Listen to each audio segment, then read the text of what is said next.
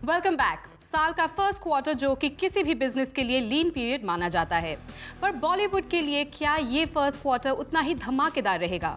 Which are the films exhibitors and producers are placing their bets on? कौन सी films का है आपको इंतजार? To talk about all of this, we have Vikas Behel from Phantom Films और Fun Cinemas से विशाल आनंद। Welcome to the show. Thank you. Well, मैं आप दोनों से पूछना चाहूँगी that first quarter यानी कि first 3 months of a year कितना मायने रखते हैं for the industry? See, as far as cinema business और multiplexes और theaters concerned हैं, पूरे साल आज एक उस साइकिल में है जहाँ पे फिल्म्स रिलीज होते रहती हैं। Gone are the days जब आप एक अच्छे पीरियड का इंतज़ार करते थे, बड़ी फिल्मों का इंतज़ार करते थे। अब अगर हम जनवरी टू मार्च की बात करें तो टिपिकली ऑन एन एवरेज 3 से 4 पिक्चरें रिलीज़ होती हैं, हर वीक पे रिलीज़ होती हैं। एंड जिस तरह की ये मार्केटिंग आज हम फिल्म की करते हैं, आई think it's a good time for us. But I don't think ऐसा प्लानिंग होता है क्योंकि बहुत लोग इन्वॉल्व हैं ये फिल्म के आने के लिए। ऐसा नहीं था कि जब हम क्वीन बना रहे थे तो हमने सोचा था कि पहले क्वार्टर में आएगी। वो हो गया कि पहले क्वार्टर में आ गई। हंसी तो फंसी उसके बाद शुरू हुई थी, वो आ गई उस टाइम पे। तो वो बाय चांस है कि ये फिल्म इस समय आई है पहले क्वार्टर में। पर अगर पहला क्वार्टर अच्छा चलेगा तो सबके लिए बाकी साल के लिए इट्स अ गुड स्टार्ट। पर अक्सर ये देखा गया है पहले जून और ईयर एंड में ज़्यादातर बड़ी फिल्म्स रिलीज होती थी। But since last year, a lot of this trend has changed. Like for instance, Race 2 released and it was a massive hit.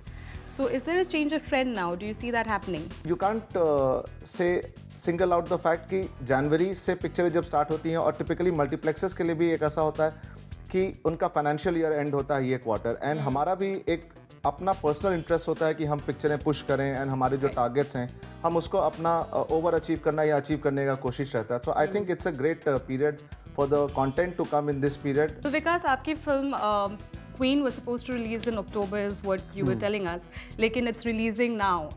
तो does that matter to you in any ways कि year end नहीं अभी हो रहा है in the beginning of the year? I think ये इस period में कहानी आई थी, तनु वेड मनु आई थी, तो ऐसा एक फीलिंग है कि ऐसी पिक्चरें इस समय पे अच्छी चलती हैं।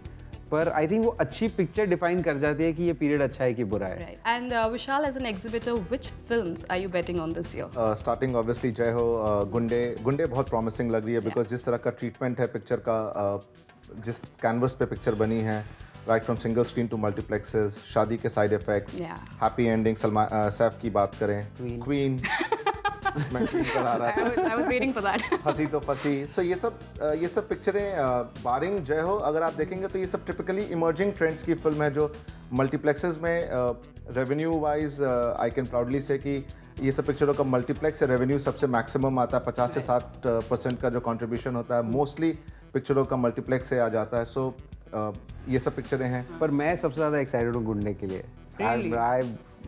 ऐसे मुझे तो लग रहा है कि हमारे पुराने ज़माने में जब हम पिक्चर देखते थे, पूरा मसाला एंड दोस्तों की कहानी और लड़ाई और गाने, पर I think most excited about Gunday. हमने हमारे व्यूअर्स से भी पूछा है that you know which films are they most excited about, so let's go have a look. Interested in seeing Gunde. I think it's a new, 2 new people who look good together, and it's different. I think unconventional movies seem to be catching up, so I'm excited to see Gunde. गुंडे देखने के लिए काफ़ी excited हूँ। Of course, 24 Jan, Jai Ho. I like to watch Happy New Year just because of Shah Rukh Khan and Deepika Padukone. I'm really excited about Jai Ho. I like Salman. I'm a great fan of his. Well, do you guys think that Jai Ho will break all records? Well, जय हो for sure Salman के लिए नया benchmark बनाएंगे। And for multiplexes I think Q1 की ये सबसे बड़ी पिक्चर होगी for sure. I am also big fan of Sohail ने जो बनाई थी प्यार तो होना ही था। And I think Sohail is quite an interesting director. तो अगर सोहेल ने कुछ इंटरेस्टिंग पुल ऑफ कर दिया है तो जय हो could go anywhere. Well, like we were talking a while back about films like Krish 3 and Dhoom 3 and Chennai Express, मतलब इन्होंने बहुत पैसा कमाया because of course hike in prices and ticket prices, and then theater release ज़्यादा हुई थी उनकी। लेकिन is that the main reason? Do you think that's one of the main reasons why ये फिल्में इतनी जल्दी 100 crore मार्क रीच कर जाती है? आज 4000 3,500 थिएटरों में पिक्चर लगती है। प्राइसिंग एक बहुत बड़ा फैक्टर है, पर उससे ज़्यादा सबसे बड़ा फैक्टर है जो कंटेंट है पिक्चर का। बिना कंटेंट के आप 4000 थिएटर में चले जाएं या 400 थिएटर में चले जाएं, अगर पिक्चर में अपील नहीं होगा ऑडियंस रिजेक्ट कर देती है। Right. वो हमने कुछ पिक्चरों में देखा, अभी बीते 2 महीनों में बॉस देखा, हमने बेशरम देखा, so I think there was some sort of a rejection which happened instantly. Right. Well, Vishal, last year was clearly the three Khans, Deepika, Ranbir Kapoor, they took the cake.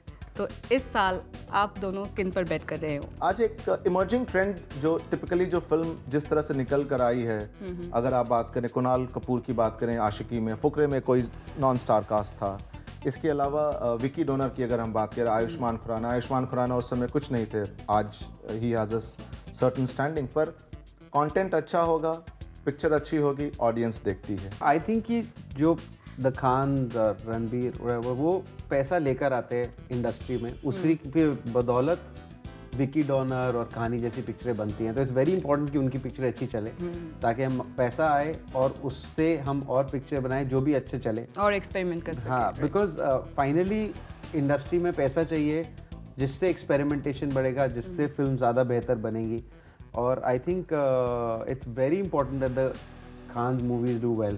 So, thank you so much for being with us. It was a pleasure talking to both of you. Thank you.